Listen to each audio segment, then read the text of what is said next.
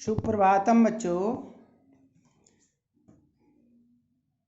गोस्वामी तुलसीदास जो आपको पहले पढ़ाए जा रहे थे, और सबसे पहले आपको भरत महिमा कवितावली के बाद अब गीतावली शीर्षक पढ़ाया जा रहा है।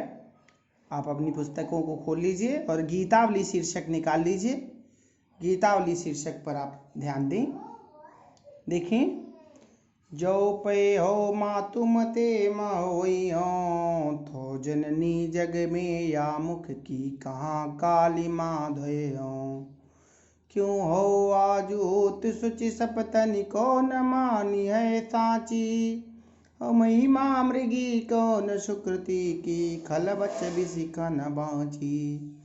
कही न जाति रचना काहू की, कहो जाई जोई सूझे। अदीन बंधु कारुण्य सिंधु बिनु कौन ही की बूझे। तुलसी राम वियोग विषम विष, नारी नर विकल नारी नर भारी। भरत सने सुदासी केशव, भयते ही समय सुखारी। ध्यान दें, यहाँ पर भरत जी के द्वारा पश्चाताप किया जाना और स्वयं को निर्दोष माता कौशल्या के सामने बताना प्रकट किया गया है।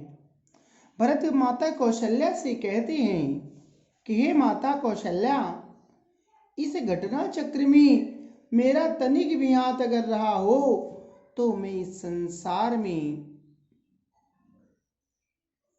इस अपने मुख की कालिमा को कहां जाकर धो पाऊंगा। क्योंकि आज मैं चाहे लाखों सौगंध क्यों ना खा जाऊं, किंतु मैं दोषों से मुक्त नहीं हो सकता। मेरी बात को कौन सत्य मानेगा। इस संसार में कौन ऐसा पुण्यात्मा है जिसकी महिमा रूपी हिरणी दुष्टों के व्यंग रूपी बाणों से छलनी ना की गई हो। अर्थात दुष्टों ने किस पुण्यात्मा को अपमानित और अपयश का भागीदार नहीं बनाया। किसी की जीभ पकड़ी नहीं जा सकती। इसीलिए जिसको जो सूझता है वो कहता रहे।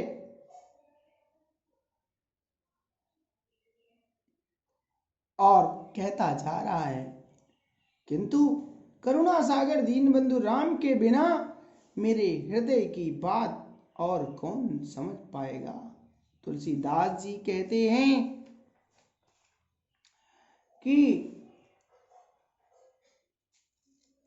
वियोग रूपी कठिन विष से जब समस्त नर नारी व्याकुल हो रहे थे, उस समय भरत के द्वारा प्रेम रूपी अमृत से सींचे जाने पर सबको बड़ी शांति का अनुभव हुआ। यहाँ अत्यंत शीलवान भरत के मन में चलने वाले अंतर्द्वंद का प्रभावपूर्ण वर्णन किया गया है। भाषा ब्रज भाषा है, रूपक एवं अनुप्रास अलंकार हैं, शांत रस है, प्रसाद गुण, लक्षणा शक्ति और एक भाव साम्य भी आप समझ लीजिए। इसी जैसा तुलसीदास ने श्री रामचरितमानस में एक अन्य स्थान पर इस प्रकार से लिखा है, जे गट मातु पिता सुत मारे, गाई गोट मैसुरपुर जारे। जे अगति बालक बद कीने, मीत महीपति माउर दीने। जे पातक उपपातक आई, कर्म वचन मन भाव कवि काई। ते पातक मई हो विदाता, जो यो मोर मत माता। तो यहाँ भी वही चीज कही गई है। और पुनः आप दूसरे पद पर ध्यान दें। अब यहाँ इस वृत्तांत में भगवान श्री राम विलाप कर रहे हैं और उस विलाप को देखें। कहते मेरो सब पुरुषार्थ ताको, विपति बटावन बंधु बाहु बिनु करो भरोसो काको।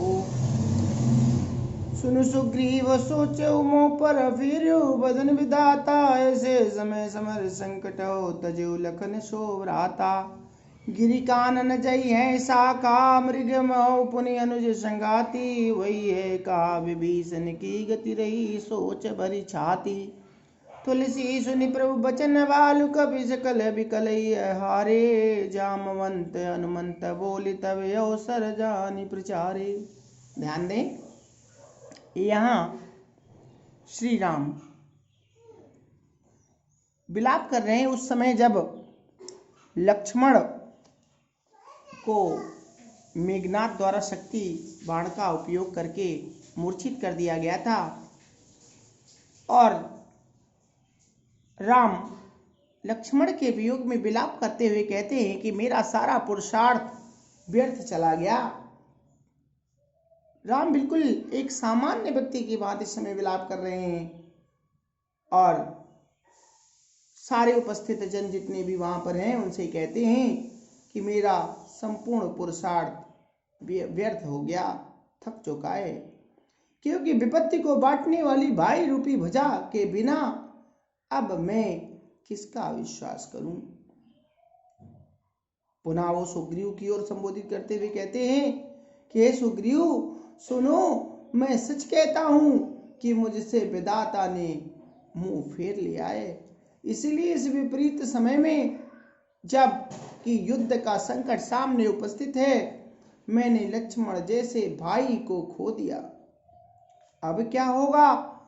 सब वानर तो वनों और पर्वतों में चले जाएंगे और मैं अपने भाई का साथी बन जाऊंगा, अर्थात मेरी भी मृत्यु हो जाएगी। यह सोचकर मेरी छाती भर आती है कि अब उस विभीषण का क्या होगा जिसे मैंने राजा बनाने का वचन दे दिया। तुलसीदास जी कहते हैं कि प्रभु श्री राम के करुण वचनों को सुनकर के सारे भालू और बानर हृदय से दुखी हो गए। तब जामवंत ने उचित अवसर को जान करके हनुमान जी को बुलाया और उनसे विचार विमर्श किया। यहाँ श्री राम का भातृप्रेम जनित विरह दर्शाया गया है। भाषा शुद्ध साहित्यिक बोली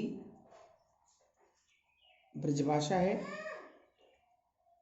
करुण रस है, अनुप्रास रूपक अलंकार है, लक्षणाशक्ति, माधुर्य गुण और गेय पद छंद।